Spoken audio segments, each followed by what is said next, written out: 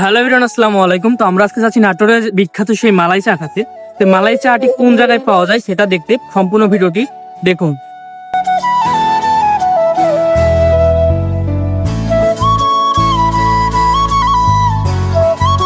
আমাদের বাসা থেকে এই মালাই চা খেতে যাওয়ার সময় যে রাস্তাটা পড়ে, রাস্তার ভিউটা অনেক বেশি সুন্দর। তো দেখতে দেখতেই আমরা চলে আসলাম সেই বিখ্যাত মালাই চায়ের দোকানে। তো মালাই চায়ের দোকানে এসে আমরা আমাদের চায়ের অর্ডার দিলাম। তো অর্ডার দেওয়ার পরবর্তীতে আমি দেখতেছিলাম মামা অনেক পরিষ্কার পরিবেশে চা বানাচ্ছিল। তো সেই টাইমে আমি দাঁড়িয়ে থেকে দেখতেছিলাম মামা কিভাবে চাগুলো বানায়।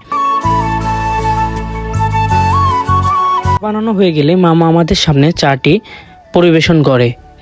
তো আমি চা খেয়ে দেখতেছিলাম মামার চায়ের টেস্টটা কেমন। তো আমি চায়ে 10-এ 9 দিব।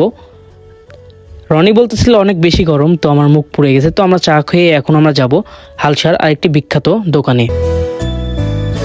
এখন আমরা আসলাম মিজান ভাইয়ের চটপটি অ্যান্ড ফুচকা হাউসে। এখানে ছেলে মেয়েদের জন্য আলাদা আলাদা রুম করা হয়েছে এখানে বসে ফুচকা খাওয়ার জন্য। তো আমি আর রনি এসে ঝালমুড়ি অর্ডার করলাম। তো এদিকে মামা ঝালমুড়ি বানাচ্ছিল, আমি এসে রুমগুলো ঘুরে ঘুরে দেখতেছিলাম যে রুমের কন্ডিশন কেমন। তো এখানে অনেক পরিষ্কার পরিচ্ছন্নভাবে রুমগুলো রাখা হয়েছে। এখানে সবাই নিজের ফ্যামিলি নিয়ে এসেও ফুচকা, লুডু, চটপটি এমনকি ঝালমুড়ি খাইতে পারবেন। এখানকার পরিবেশ অনেকটাই সুন্দর।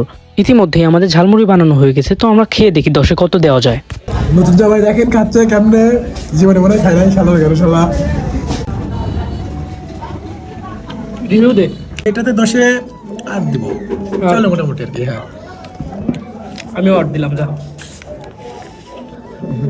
খাওয়া দাওয়া করে এখন আমরা বাসায় চলে যাচ্ছি। তো হালসা থেকে আমাদের বাসায় আসার সময় হালসা ব্রিজটা পড়ে। হালসা ব্রিজটা অনেক বেশি সুন্দর, বিশেষ করে বিকালবেলা এই ব্রিজে অনেক মানুষ দাঁড়িয়ে থাকে এই প্রাকৃতিক সৌন্দর্যটি উপভোগ করার জন্য।